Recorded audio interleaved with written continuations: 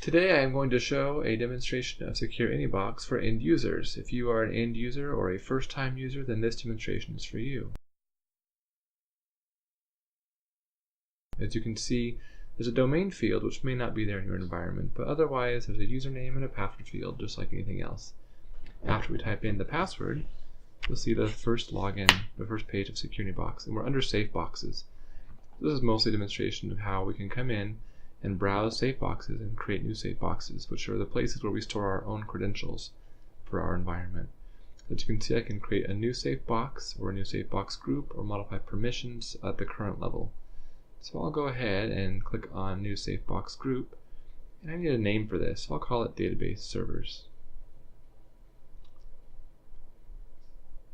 Once I have that in, you can see I can also specify a password pattern. It can be either a shared or a private Safebox, but either way I need to specify my own user's access code, which is what's used for encryption of everything in here. So this is what actually keeps SecureAnyBox very secure. When I go ahead and create that, you'll see I have my Safebox group, which when I enter it will let me create individual Safeboxes or groupings of accounts, certificates, etc. I can create a new Safebox and call this whatever. I'm going to name it after a server called dbserver0.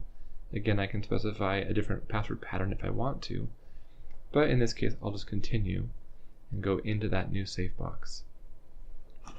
Within here I can choose to add either an account, a secret account, a certificate, or whatever.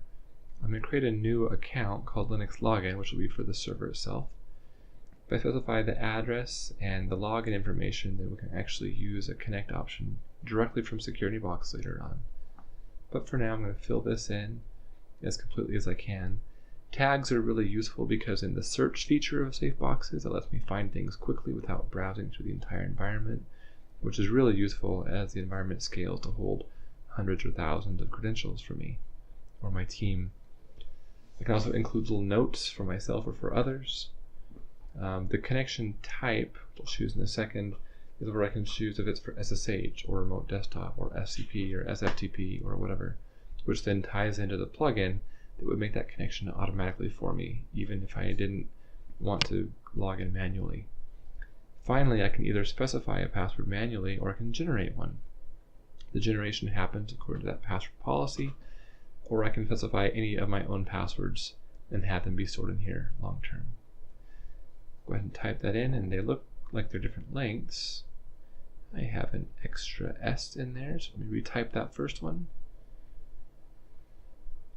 And hopefully this time it's correct. Looks like it is, so I'll hit OK.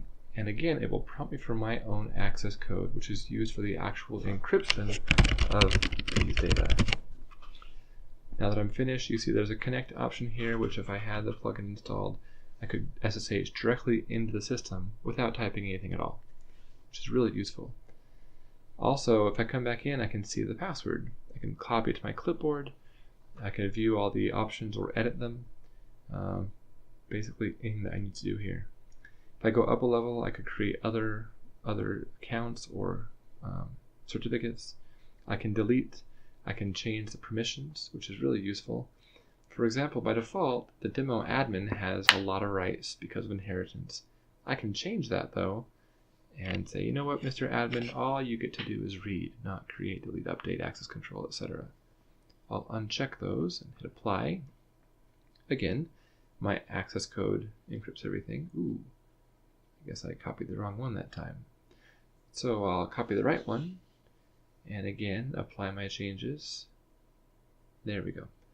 Now you can see that the admin only has read access instead of having read, create, modify, delete, access control. If I go up a level to database servers, well, first let me show you, there's an option in here called watching, which if someone were to come in and change these, because I had them shared, I would get a notification, which is really great in case someone is changing credentials periodically.